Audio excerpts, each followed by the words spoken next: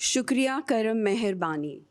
ज़िंदगी हसीन है सिर्फ़ उनके लिए जिन्होंने प्यार करना सीखा है, क्योंकि प्यार करने वाले ही जानते हैं कि आन बान शान से जीना किसे कहते हैं। मेरा नाम रमा है और मैं लिखती रम्ज़ के नाम से हूँ, जो एक फ़ारसी का लफ्ज़ है जिसका मीनिंग है एक ब्यूटीफुल मिस्टीरियस फीलिंग, बहुत अच्छा एहसास। कदी कदी दोस्तां दे विच रम्ज़ चंगा लगता है। अब क्योंकि ये एक बहुत अच्छा रूहानी एहसास है, तो मेरी पहली कविता का शीर्षक है रूहानी इश्क। यहाँ पे बहुत इश्क की बातें हो रही हैं, बहुत इश्क हर तरह का इश्क, अनरिक्विटेड, एक तरफ़ा, दो तरफ़ा, दिल टूटे हैं। और कितनों के दिल टूटे हैं यहाँ पे? और कितनों ने वो शिद्दत वाली मोहब्बत की है? वाह! टूटे हुए दिल ने हमें भी शायरा बना दिया, किसी की मोहब्बत ने हमारा भी तमाशा बना दिया, और जब हम तमाशाई बन ही गए तो हमने कलम उठा ली और हमने उस कलम से सिर्फ़ एक शेर ही नहीं, पूरा मुशायरा बढ़ा दिया।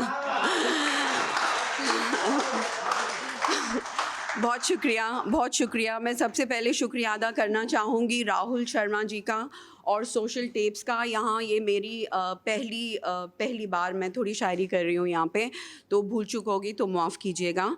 तो मेरी पहली कविता का शीर्षक है रूहानी इश्क। इश्क, मोहब्बत, प्यार, दीवानगी, एक ऐसा ना ख़त्म होने वाला सुरूर जो जब सर पे चढ़ता है तो वाकई इंसान दीवाना, आशिक, पागल हो जाता है। कश्मीर की उन्हीं सुंदर वादियों में मेरे हाथ में तेरा हाथ हो, सारी जन्नतें मेरे साथ हो, तू जो साथ हो फिर क्या ये जहां, तेरे प्यार में हो जाऊं फना। कुछ याद आया? दुरुस्त फरमाया। बॉलीवुड का एक गीत है, कॉपीराइट की वजह से मैं गाऊंगी नहीं, लेकिन ये फना होने वाला इश्क, शीरी फरहाद, लैला मजनू, रोमियो जूलियट, इनका इश्क तो हमने फ़ना वाला देखा भी है और पढ़ा भी है और सुना भी है। लेकिन ये रूहानी इश्क, ये हो क्या रहा है? लेकिन एक तरह का एक और इश्क है जिसके बारे में मैं आपको बताना चाह रही हूँ। कोई गेस कर सकता है कौन सा इश्क है? नहीं? एक रूहानी इश्क एक इंसान का दूसरी इंसान की रूह के साथ भी होता है। लेकिन ये हो क्या रहा है? कश्मीर की उन्हीं सुंदर वादियों में मेरे हाथ में तेरा हाथ हो, ये रूहानी इश्क का नगमा कहाँ खो गया?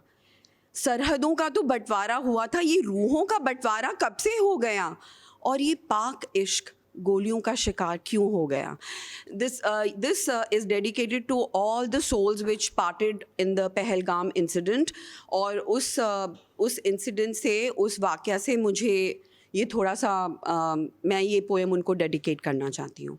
अब बढ़ते हैं मेरी दूसरी कविता के ऊपर, जिसका शीर्षक है सिर्फ 2 मिनट। और ये मैंने उन सोल्स को डेडिकेट की है जो ऑनर किलिंग या कुछ ऐसी महिलाएं जो कारणवश ज़िंदगी में आगे नहीं बढ़ पाईं, हो सकता है घर के माहौल ऐसे हों या कोई भी रीज़न से वो आगे नहीं बढ़ पाईं। तो बेसिकली ये कविता उनको डेडिकेटेड है। अगर वो यहाँ होते तो शायद हमारे साथ दिवाली मना रहे होते। तो ये कविता उनके लिए है। सिर्फ 2 मिनट, सिर्फ 2 मिनट मांगे थे उसने, मृत्यु हो गई है आज उसकी। अस्तित्व मिटा, व्यक्तित्व मिटा, मिटा उसका भविष्य और इतिहास। दुर्घटना है या घटना है, खोज रहे हैं, चल रही है तहकीकात। सूबेदार आया है, उसने बताया है, घर के सदस्यों की थी कुछ अनबन। अच्छा, सिर्फ 2 मिनट ही तो मांगे थे उसने। पति से, बच्चों से, सारे ससुराल से। कोई ट्विटर पे बिजी था, कोई बम्बल या हिंज पे गर्लफ्रेंड ढूंढ रहा था, कोई फेसबुक पे बिजी था। हाँ, सिर्फ 2 मिनट मांगे थे उसने। आज हृदय में कुछ हलचल सी है, कुछ खाना पकाने का मन नहीं है, कुछ काम करने की इच्छा नहीं है, बस इतना सा ही तो कहना था उसने। अपने हक के लिए लड़ना चाहती थी वो मर्दानी, अपनी भावनाओं की कुचली हुई शायद थी उसकी ये कहानी। आज की 21वीं शताब्दी में भी ऐसा होता है, होता है, आज भी कहीं कहीं ऐसा ही होता है। चुप करो, घर के कामों में ध्यान दो, इस उम्र में पढ़ाई लिखाई जॉब का मत सोचो, बस घर को देखो। आज भी कहीं कहीं ऐसा ही होता है।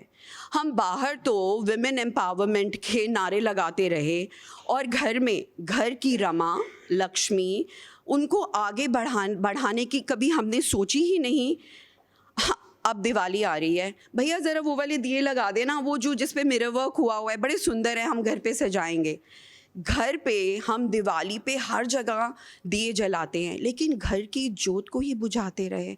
ज़रा इस बारे में, आई नो ये थोड़ी संजीदगी वाली है, लेकिन ये मुझे ऑनर करनी है। मेरी एक बहुत ख़ास फ्रेंड ऑनर किलिंग के हादसे में ऊपर चली गई, और इसीलिए शायद अगर वो मुझे सुन रही है ऊपर, या और भी जितने लोग जो ऊपर हैं वो सुन रहे हैं, वो शायद हमारे साथ इसी कविता के थ्रू दीपावली मनाएं। तो मैं आप सबको इस भावना के साथ छोड़ना चाहती हूँ।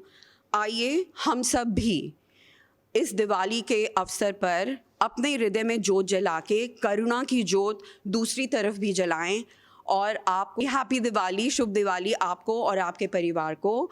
और हम अपने विचारों को शाश्वत बनाएं और अहिंसा का झंडा लहराएं। Thank you so much.